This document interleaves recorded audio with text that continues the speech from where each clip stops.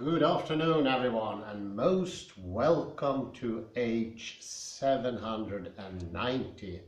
And we are in this most marvelous place. Finally got a place our own. And as Kalle said, it does even beat Kvillestaden. Maybe a bit of lack in Kvilletorget. Maybe a bit of lack in height, but otherwise it's perfect. It's calm. It's spacious, clean, and actually even the autistic is not the word, the autistic is quite good. Today I have given the lecture two names for some reason. The first one is Our Surroundings, Our Reality, but the name I prefer was actually this one, Get Out of the Lock. Unlock. And as you might have noticed, did I spell that right? No, I did not, because I'm both referring to a lock and a certain person called Locke. It's the Enlightenment philosopher James Locke I'm referring to. And if you might remember, if you have remembrance 400 lectures back, wow, it's quite massive what we've done. 400 lectures. 400 lectures ago I spoke about James Locke, and he has a working division. He says that some things is coming from us as subjects and some other things are coming from the environment. And he usually say that extension, depth, weight, width, length, those things, distance of course, are referred to what he says the outside. And some other stuff is coming from the inside. Things like color, structure, nuances, surfaces. To that could be added loads more, like different type of feel to things. Something could be liquid, something could be harder, and some things can even be the both, like water could be hard, could be fluid, could even be vapor. And this is interesting from many perspectives, and one thing that's extraordinary, I think we would protest today. He thinks there is a complete division. So color, structure, nuances, and fluidity and such things has nothing to do with space, length, and width. I think most people actually today would think that division is maybe a little bit too hard, but more or less people would say, I think it holds. He has a point. And this is not just something I'm saying, this I experience being tested two, 3, 4 times in class. Do you agree? Often the professor said. Most people do agree somehow, but think about it. How on earth could this be separate from length, distance, orientation, for instance? Today, I'm just going to put it in one very small example, because this yields better, it will work better if you put it in a very small example. So why not start with this? This is an archipelago and one of the smaller archipelagos. This one is named Gozo, this is Comino, this is Isla de Saint Paul, and this is actually Malta. We're going to start with a small country, put it into perspective, put it into what I would say reality. And I put some names here in the local language. Yes, they do actually have a local language. Even though the country is small, they have a complete language of their own, hardly understandable by anyone else. And these terms are il grigal, il libic, il vant, il maestral, il novsjeharn, il ponent, il tramunta, il schloch. These are the cardinal directions that school children need to memorize in school. And most Maltese people know by heart. So they can usually more or less point to it. And I like to understand today how that came about, that they are rather proficient. I wouldn't say expert, but they're rather proficient. At least to a degree that surprises a visitor like me and other people. How do they know these things? Usually never completely wrong either. Let me look into that. I need my notes only. Let's see here. Sorry.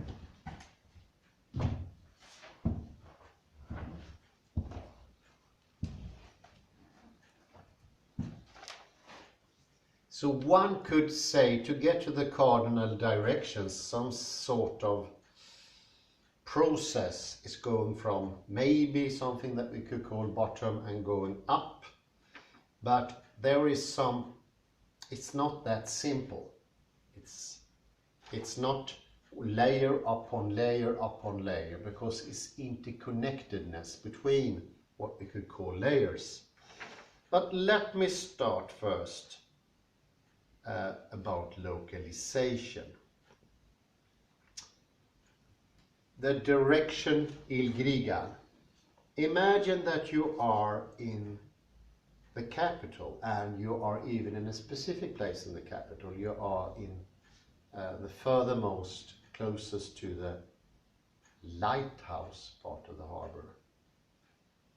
And then if you're looking towards the sea and you have the castle to your back, the second pillar sticking up, it's more like a tower pillar, that one, if you're standing right there, that will be il grigal, that direction.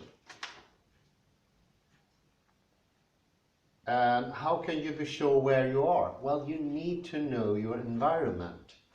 And this is where this comes in. You need to see the structure on what you have underneath yourself, what you have at your back. You need to recognize it as a wall. That's absolutely essential. Otherwise you won't know where you are. It's also a color thing, because that harbor, you can get lost. It's really big. It's incredibly big. So you need to know the right color where you are, so you can put your body there. And you need to know also your body. Because if you stand like this and look like this, you see you got a problem already. All of a sudden you got a diffusion or confusion when it comes to the directions.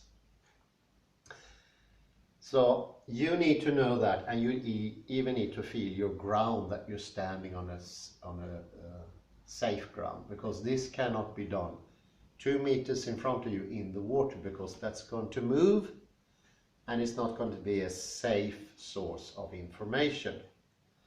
So once you have these, see, they come into action, you can say, yes, the penultimate tower / pillar, that's the cardinal direction of il grigal.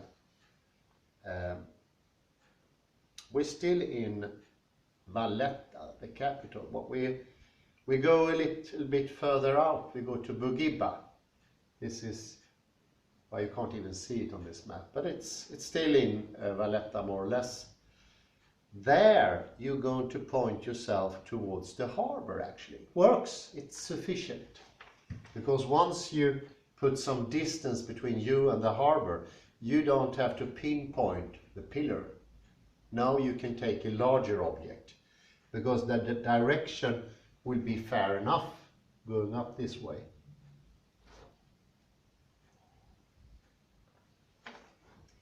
Imagine you are on the south part of the island. You're somewhere here. Now you're further away. Now it's more or less enough to see the city lights at night, and that will be a very certain direction of Il Grigal. You know that, but you know to know that it's night, you need to feel that, what time is it, see the city light coming into you, and you know this direction. This thing I experienced myself from a taxi driver. He said, well, that's the direction of Il Grigal. Actually, he did the opposite. He said, that's the capital, it's Il Grigal. But if you're here, what will you do then? Well, then you need to get out of the vision of this island and pinpoint this island. And if it's a very clear night, you can see light coming from, what pin could this be, Kalle? I think you've been there. Sicily? Yes, it's Sicily. Some light can come here. I forgot the name of the town, but there's a big town there, and it gives us some light, and that'd be enough. Syracuse? Could be, yeah. Agricenko? Yeah, some. So what could this Il Grigal be? That's another question. That's not really part of what I'm presenting, but it's still interesting in a way. Kalle, what would you think Il Grigal could mean? Not exactly in Swedish, but well, in Swedish, yeah, it has two definitions. North... east. Yes, it's northeast, very well. And this, I think, is making this example so more stringent. It's also the name of the country. What country could it be that is here? Some country mentioned just earlier. Here we find Greece. So it actually means Greece. And that wouldn't, as a cardinal direction, that only makes sense if you are on Malta. It doesn't make sense if you are in, for instance, some up here or Spain or Turkey. And I think this is very, one understands now, this is something that makes it much, much clearer. This is coming from space itself. It's not coming from some, like James Locke thought, from nowhere, more or less. It's coming from where you are, and you definitely need this. I think this is much clearer now than it is. Once you start thinking about these things, you realize it's coming from where I am, not coming from somewhere else.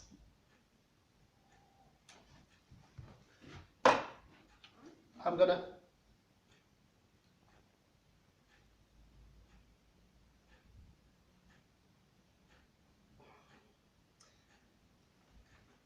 so if you are in the place of James Locke, you usually think that you are sort of ending here by the skin level, and you think the surrounding space is something like the homogeneous space of Newton, some construction from somewhere, and it's not really important for you what is around you, because this is the only thing that's you. That we know is not true. Our body does not end by skin. The proof is enormous. Nobody seriously in neurology think our bodies end by the skin. Actually, our whole body is much bigger, and it needs its surroundings to be working. It doesn't work otherwise. If you take away the information of the surroundings, the person starts to feel ill, iller and iller for every minute. And there is a good reason why prisons actually are a thing. Why else would prison be a thing? You're not getting tortured, you get food, warmth, all you need. But the thing is, the space is confined. It is a bit of torture because that's you. You are being confined. And that's one of the reasons it struck many people when we first saw the movie Midnight Express, which I can recommend for many reasons. First, it's a fantastic movie. It's highly criticized. The second is it actually shows you a prison that's supposed to be terrifying. But for most people seeing the picture, it doesn't strike you as that terrifying, because for the very odd reasons. People in that prison is taking place in the prison, and the prison, you can walk around all over the prison at your will. And by then, you can imagine it doesn't feel that fearsome anymore. As long as you have the space, and as long as you're not like James Locke thinking these things are not part of reality, you will have space. So it wasn't so terrifying. The third thing, to make it a little bit funny, they were actually casted here in Valletta, not in Turkey. Turkey put pressure on surrounding countries in Europe not to letting the film be casted there. Greece, for obvious reasons, said no. Italy, I think, was the first option, because it's actually a good place to make movies, because they have a big movie industry. They said no, France said no, Spain said no. Malta was in the end the only island that dared to say no, for obvious reasons. Yes. Say yes. Say yes, for obvious reasons. All the big houses, the private domains, the mansions, they have still to this day a lance pointing in Il Levant direction. And that is coming to the big enemy of the past, the Ottoman Empire. So they gladly accepted the challenge of having the movie there. Of course, there was a lot of para money coming into action as well. Well, the movie was an excellent success, and Malta after that became actually a film-making country to some extent. Some movies has been made there. I can make one. Popeye was filmed there, and some others. I can't mention them by heart.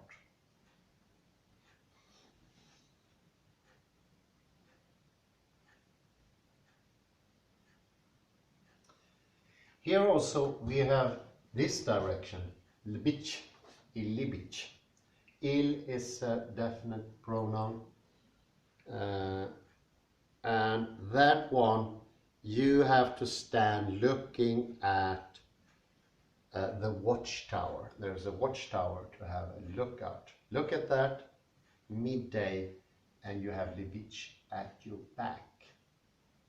So you see, even temporal things come into the action. Otherwise, you won't be able to tell where Lbic is. So you see, there is a rather maddening connection between time and space here. And you think that can be cut. No, it cannot be cut. Because this is how it starts all over the world, even in the universe. We already sort of revealed to the public here, there is no absolute clock in space, and there's definitely no absolute ruler in space. So it actually starts here and nowhere else. It starts where you are. And we know people who doesn't have good directions does not have good balance either. Whereas you give people balance, they get more. If you get them directions where they are in the world, they start to balancing up. It seems that our balancing function inside the head, it's not in the brain, it's closer to the hearing. It has this directionality inbuilt. And we also have this system, it's also 6. And that tells you verticality, horizontality, and diagonality. And it's filled with liquid. So we can tell how the liquids are arranged. So that's how the body knows how the head is. And how the head is how the body is. And for the head to be in a certain position, you need to have information from the surroundings. And this actual surroundings It won't do with XYZ like imagination. That doesn't work at all. Actually, it makes the case worse, because we can only direct ourselves according to this. I need the actual surface of my surroundings here. I need to know it's wood up here, for instance. That is very important. So you see, this idea of James Locke doesn't really withhold for closer inspection. And that goes for Newton as well, and Descartes. We are really here, and most people, I'd say 90-95%, they think of space as the Newtonian space, with just some universal things put in, Platonic things, chairs. So when you ask them, can you describe where you are? They won't be able. They're just going to write symbols of chairs. They won't even get the number right, they won't get the chairs right, they won't get the table right, won't get the color right. And this is disastrous for knowing where you are, and it's disastrous for our system. Whereas you try somebody from Malta, they're much better at that, they're more balanced. If you go further east, if you go to China, you have perfect balance in the body. You don't waver. You don't stand like this anymore, because they know instantly all these cardinal directions. Instantly. You can wake up in the morning and they know the directions.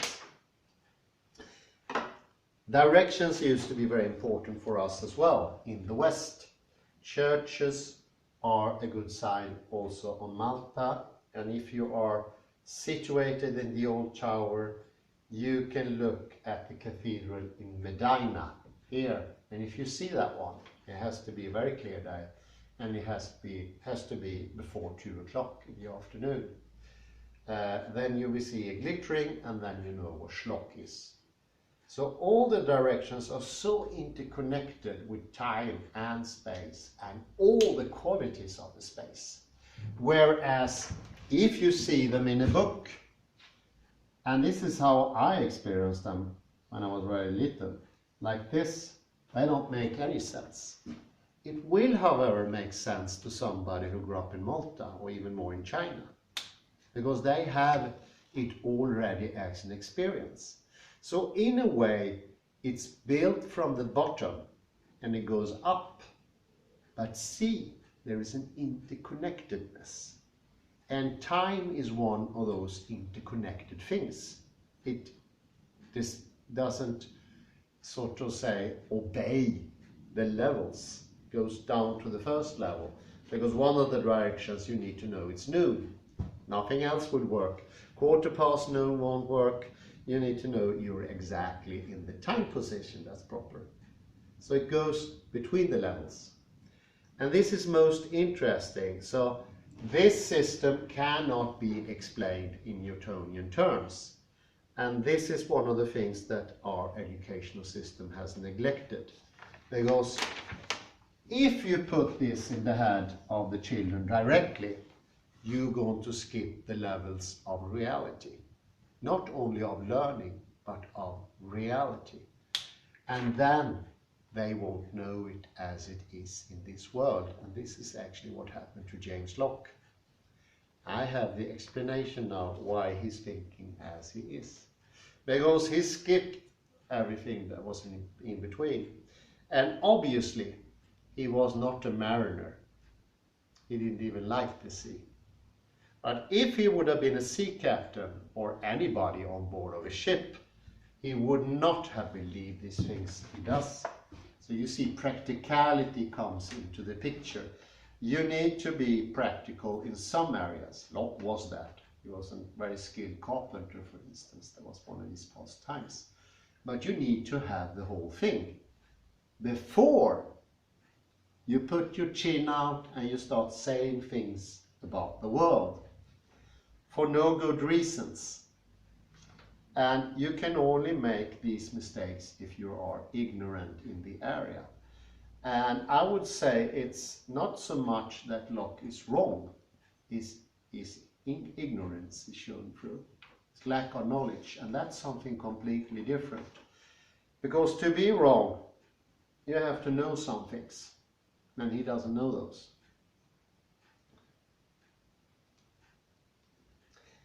And I would say this is a locking tendency from two directions. One is we have been exposed to this, and that says to us, I know the directions.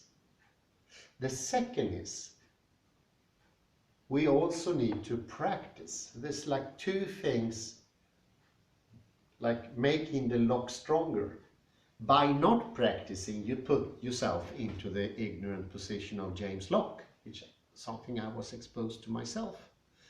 I did experience these things much later when I started something called orientering in Swedish. I don't know the term in English, but it's a typically Swedish thing.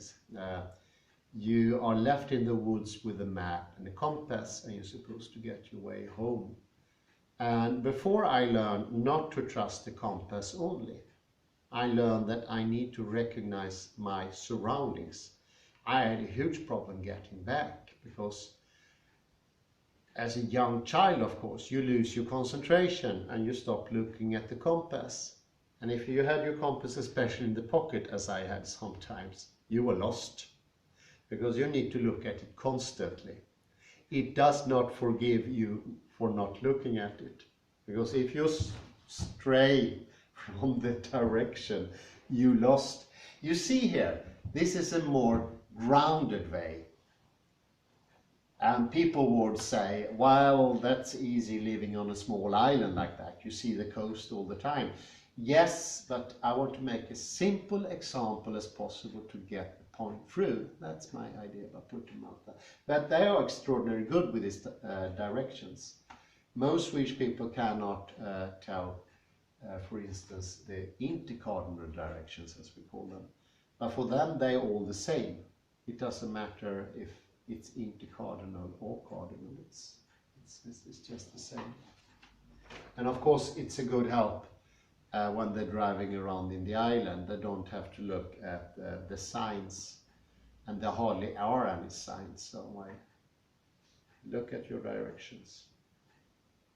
No, it's a calming process, and I feel that myself when I start to orient myself here, standing now talking, there is a different, can you hear that? It's already a difference in my voice. Presencing, I'd call that. I get into the picture. I hear the clock, which is actually quite annoying, clearer, but that's the price you have to pay to be present. And I hear the cars, and I understand where I sleep, will sleep at night. It's somewhere in the back region, a little bit more to the left maybe.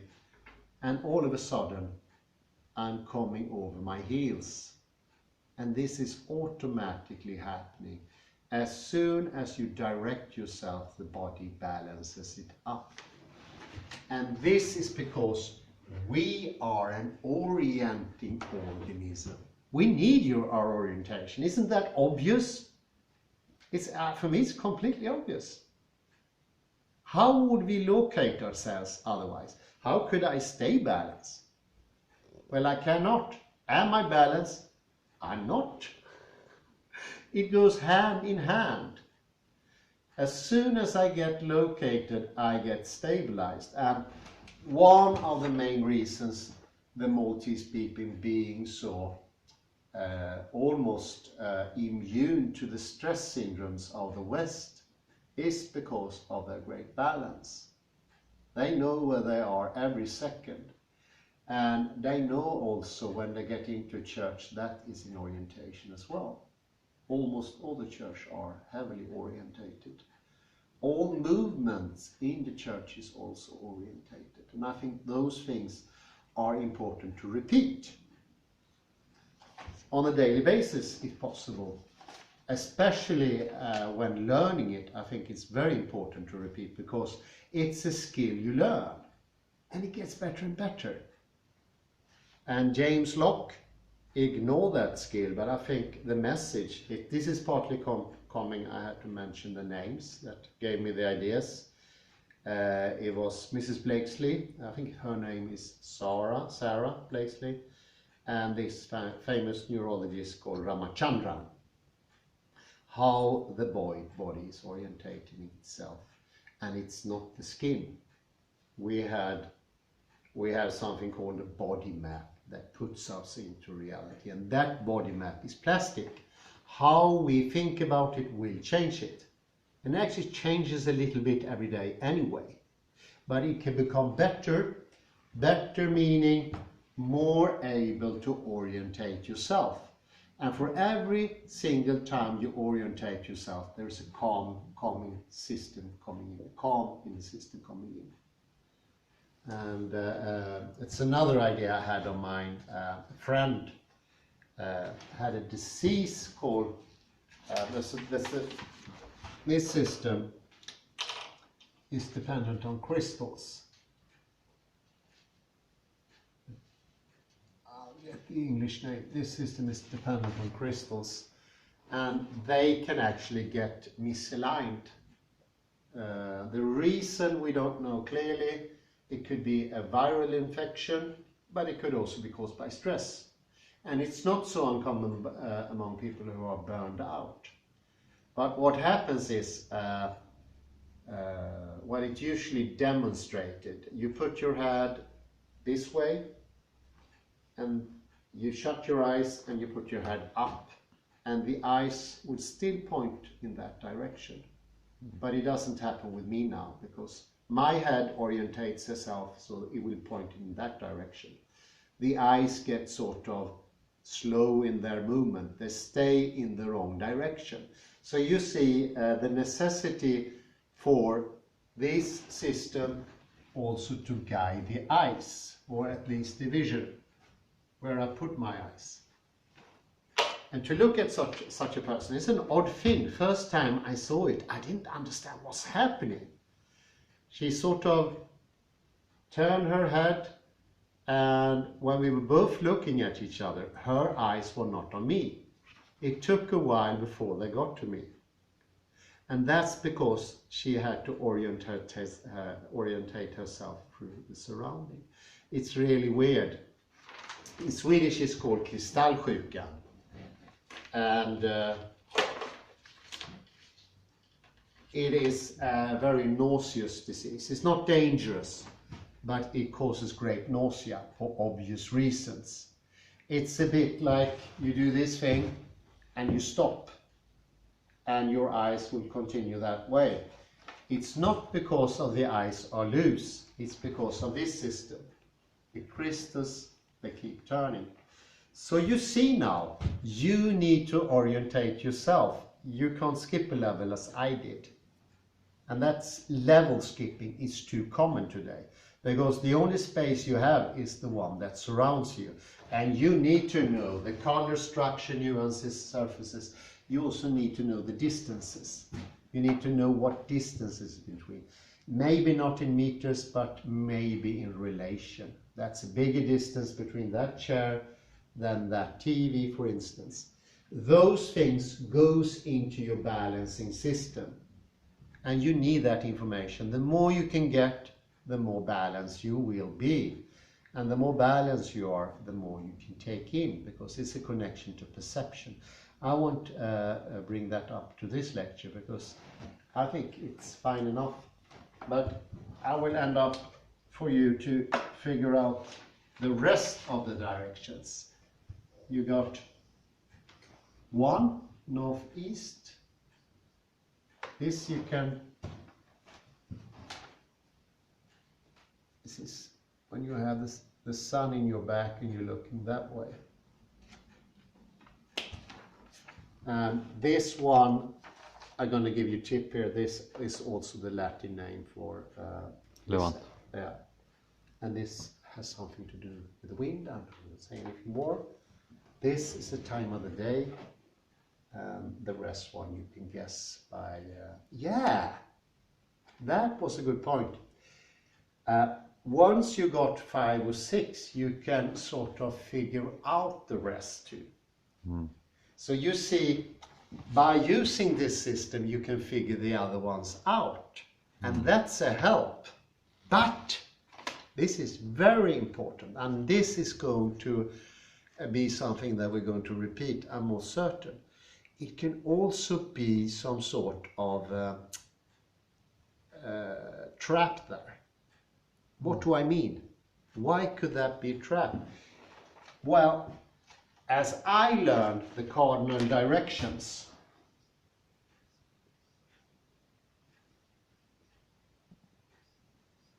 I can sort of figure out the rest. I put south and north there, but that's how it's in the compass. I can figure out northeast and such stuff. But that does not mean I know it by reality, so to speak. And that level skipping, it's something that is ignored in school. Sometimes they point it out, but the level skipping is disastrous. Because if you learn it as I did it on the wrong level, you block out the knowledge about really knowing it, because your body needs to know it. Not a general body, not a universal body, not a monetary general self. It's a little bit like you think yourself, you could be any self. It's not like that. You have a position in this world here and now. You are not a homogeneous mass. You're not a point in the Cartesian coordinate system. You are here now. And that's the only directions that are going to direct your balance system. There's nothing else. If you think that, you are thinking in fairies and phantom and ghosts, just like James Locke. That will not work. So get that idea out of your head. You can't direct yourself without really knowing by heart. You yourself have to know that, nobody else. Otherwise, your balancing system will be wrong. And this is the exactly same thing that goes for it. For example, a thermometer, it needs to be calibrated. We still calibrate thermometers, and some person asked me, when can we stop calibrating thermometers? We can never stop that. What sort of question is it? It needs to be calibrated. We need to be calibrated. And just asking such a question is indicative of having a sort of homogeneous generality idea, universal idea. Something we could call the Newtonian idea, or maybe give it another name, because I don't want to just say it's just Newton, because that's unfair, and it's also a bit wrong, because James Locke said the same thing. And hey, even our old scapegoat, poor old Descartes, Cartesius, say the same thing. So let's investigate another name for that one. I think that's quite enough. That was a tough lecture for you. Good luck with it, and I say thank you very much and have a very pleasant afternoon. Bye bye. Thank you.